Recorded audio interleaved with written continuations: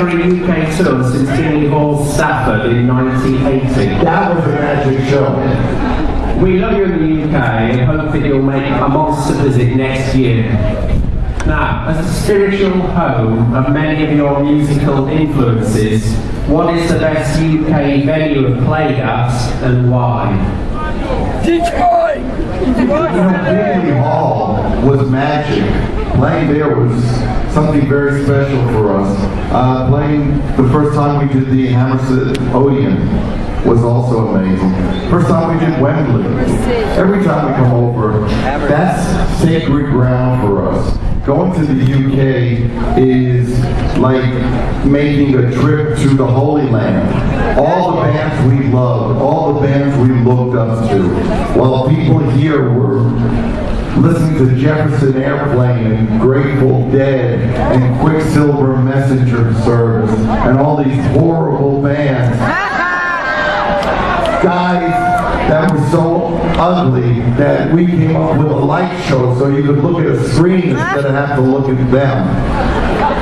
You guys were turning out Led Zeppelin, Humble Pie, Derek and the Dominos, the Beatles, the Stones, Black Sabbath, the Yardbirds. It goes on and on. Anytime we get to come see you people, it's like a trip to the Holy Land.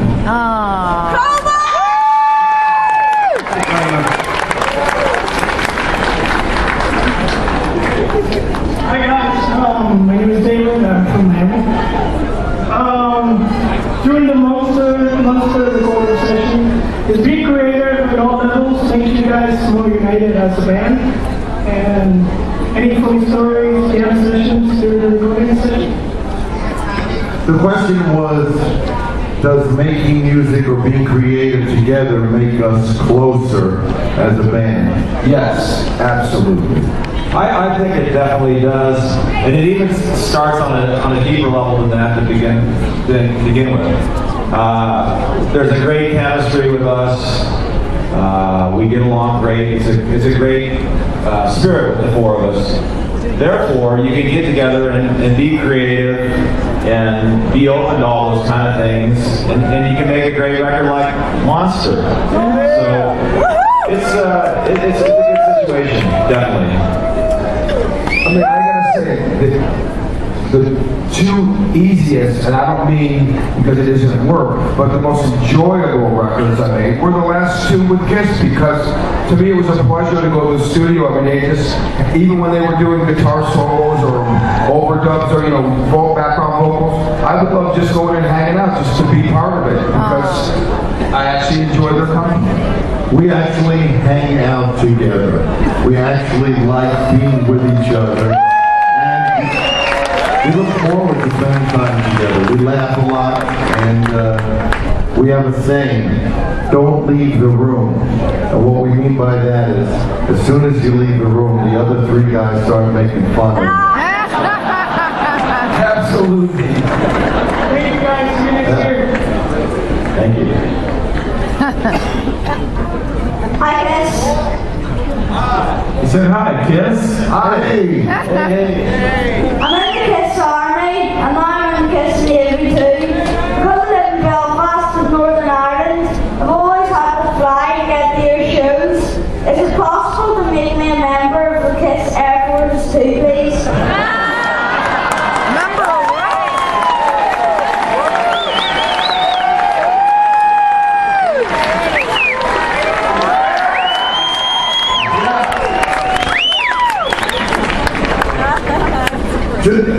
Just clarify one more time for us so that we know exactly what you were asking. Okay, he's a member of the Army, the Navy, but he has to fly to see you play because he lives in Belfast, and he wants to know if you could make him a member of the Air Force as well. Maybe Norwegian Air. Yeah, you and Gene. You're in, buddy. The only bad thing about Norwegian Air is it tends to fly very low. Oh, man. Oh, poor Gene. We got a few more questions here. Come on up. Hi, my name is Lizette. I'm from New York. I want to say I had a blast last year. This topped it. It's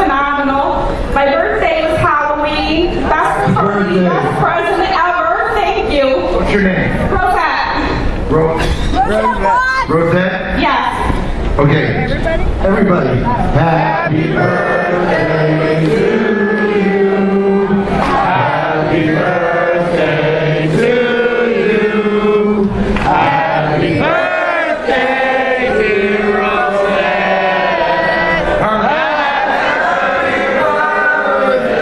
birthday to you.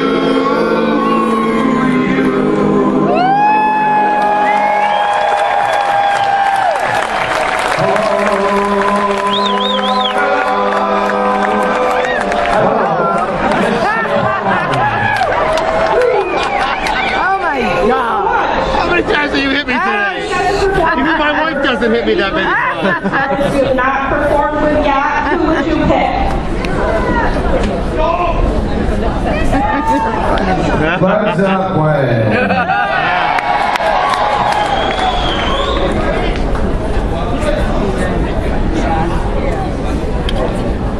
Yeah, it's gotta be the Beatles.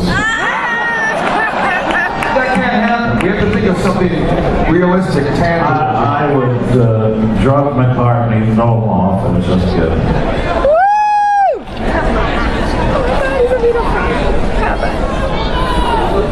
Happy birthday, Rosette. Happy birthday, Rosette. Hi, my name is Terry. I'm from Detroit. I want to thank you for everything that you give of yourself to us. We just love you so much. I lost my brother to cancer in '97, and he was a huge Kiss fan, and your music is my connection to him, because there's got to be Kiss in heaven, right? Yeah. I know there is. I wanted to know, what was the last concert you went to as a fan? Good question.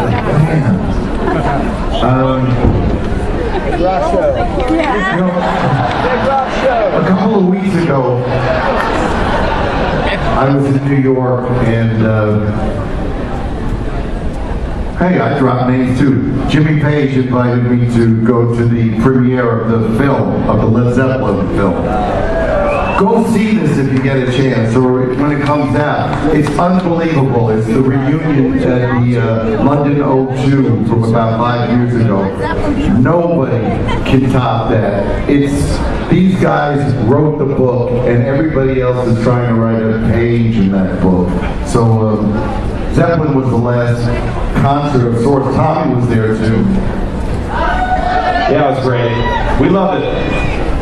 So that would kind of be the last concert we went to.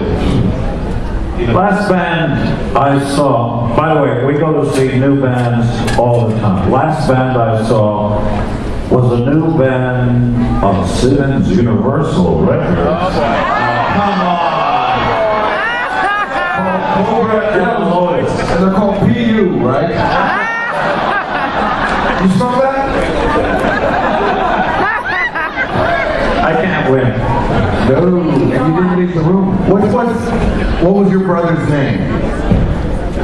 His name is Kelly. Kelly.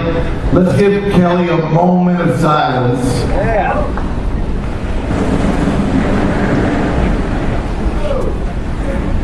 All right, Kelly.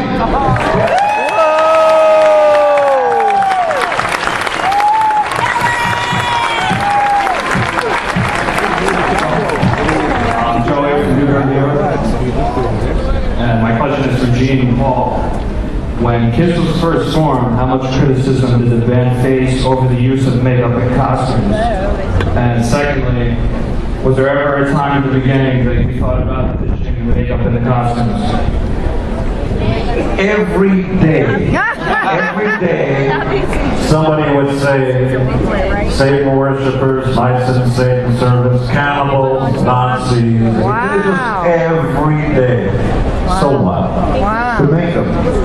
The makeup, take it or leave it. We literally said to the record company president, who wanted to sign us sight unseen, he didn't know we wore makeup.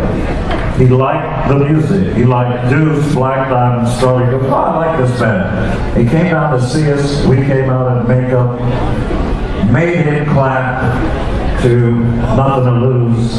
And he said, I really like this band, but the makeup's got to go. Wow. We were either delusional or just convinced of who and what we are. We basically said, our way or the highway.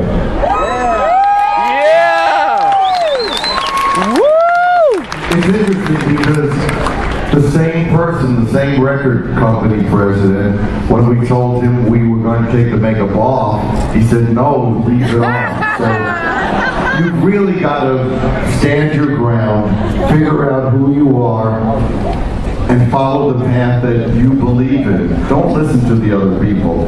You know, the people who tell you what's impossible are always the ones who fail. Go out there and be a winner.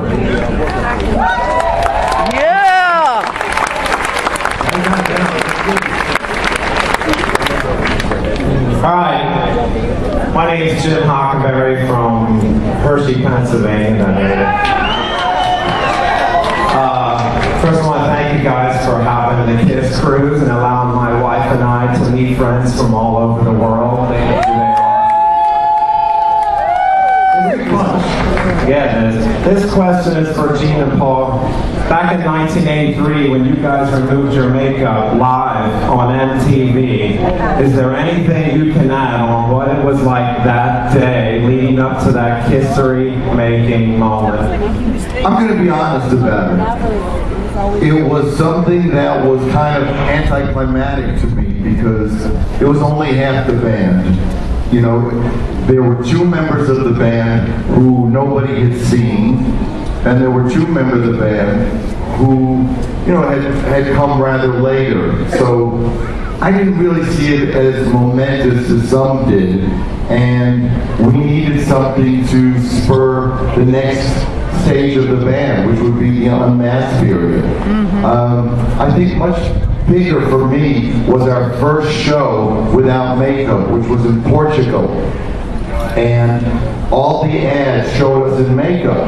And when we showed up and got on stage and started playing in basically the Lick It Up clothes, which were pretty much street clothes, it took the people about 2 or 3 songs to realize that we were Kiss.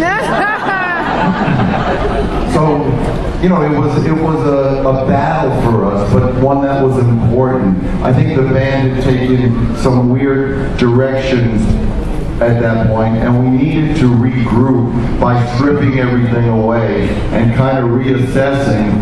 And if we weren't good enough to continue without the makeup, then we shouldn't continue. It turned out the band got stronger, but it's always been a fight and a work in progress. And with my hand on a Bible, I will tell you that it was all worthwhile to get to this lineup.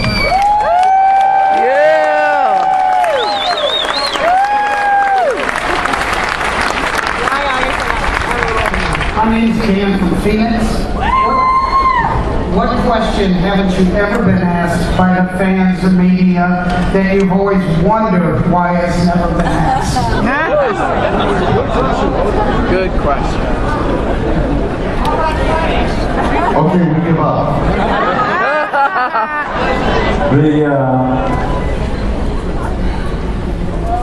What question have we never been asked? I've finally been asked this question, but only about a year ago. She's here, so.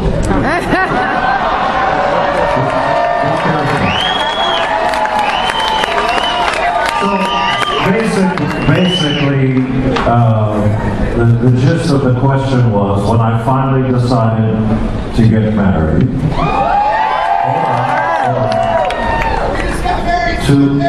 God bless you, that's great. Congratulations. So, she's been with my sorry ass for 28 years, waited that long. And finally, about a year ago, when we were about to get married, the first question came, and then the next one, asshole, what took you so long? That's the question nobody ever asked me for 28 years until I decided to commit to getting married. All right, last question, guys.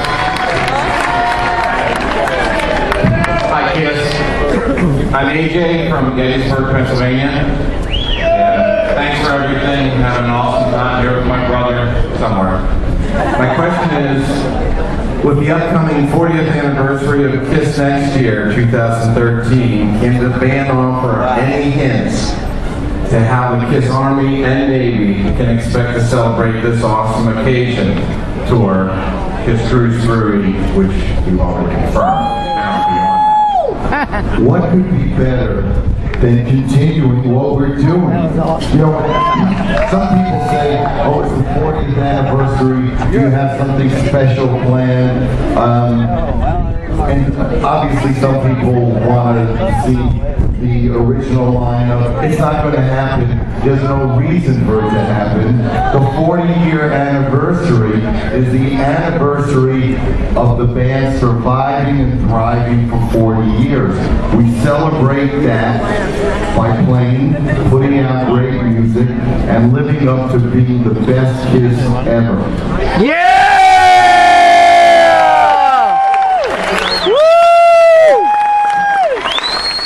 All right, well, guys, we're going to do one more group photo, I believe. Is that cool? Paul? Of course.